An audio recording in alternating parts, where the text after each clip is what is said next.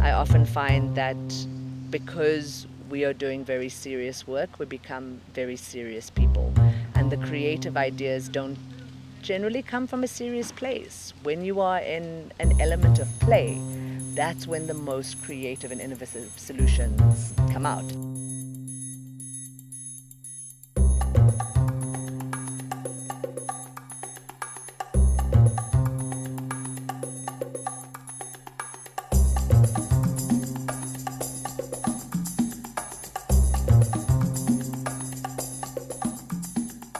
My name is Ishtar Lakhani.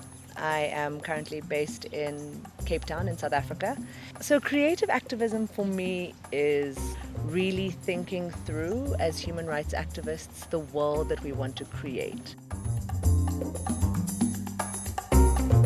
So my favorite campaign was actually quite recently. It was in 2019.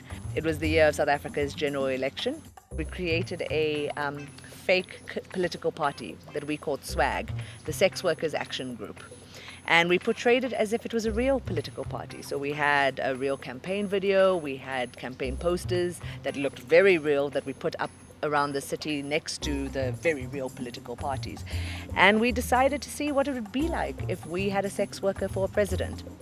And that was fun. It created so many opportunities for engagement, not only with members of the public, but with political parties who suddenly were being invited into spaces and kind of being put on panels. And next thing we know, two of the political parties have added kind of re-looking at sex work legislation into their political manifestos. So it was a beautiful coming together of really having fun, being very funny about a serious thing, but actually leading to very effective steps forward for the sex worker movement in South Africa.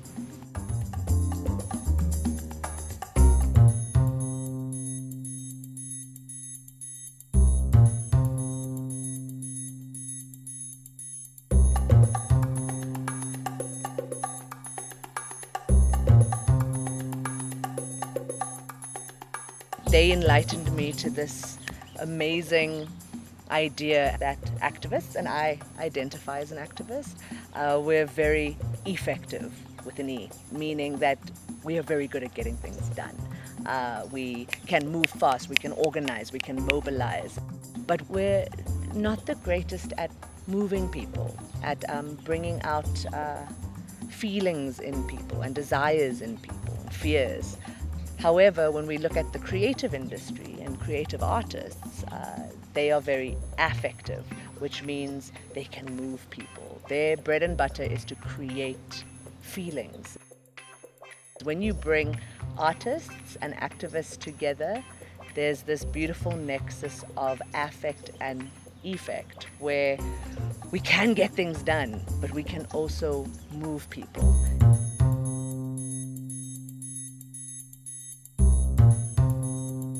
I think one of the key questions that I have asked hundreds of human rights activists, what made them care? And the stories that they all have told me were incredibly visceral personal experiences.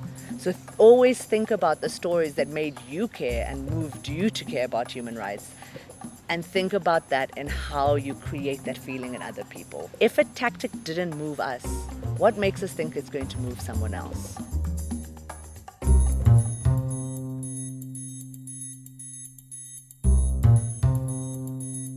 The idea of creative activism requires a collaboration of people who think differently, have different skill sets, have different perceptions of the world. The kind of tactics and strategies and interventions that come out of those collaborations are often far more innovative, far more refreshing, far more accessible. Often we're in spaces where people are wanting to let's use an example of get more young people voting in elections. And I look at the makeup of the group, and the makeup of the group are people over the age of 40.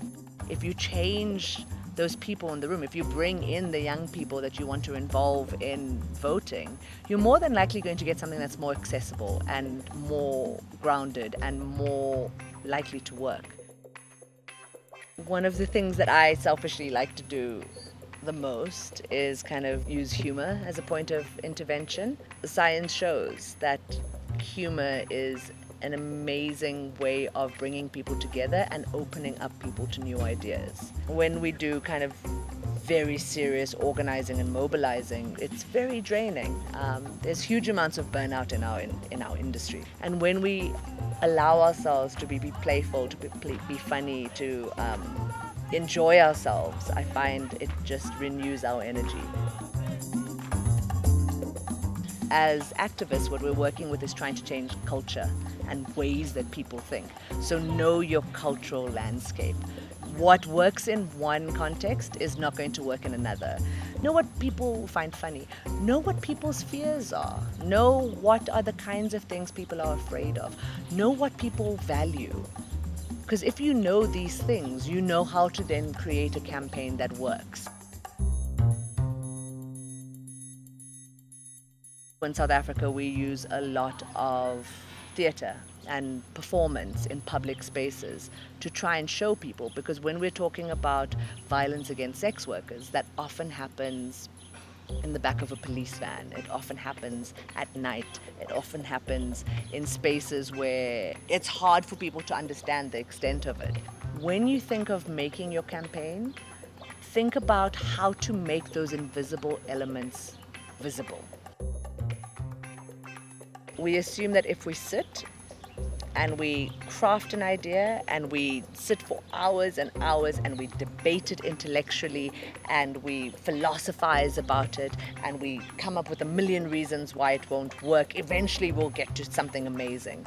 And I mean, in all aspects of life, that's proven to be a thing that doesn't work. So what I encourage is really quick thinking. So when we do brainstorming, we put a time limit on it, and not an hour time limit. We put 10 minutes. 10 minutes, try and come up with the best 20 ideas you can.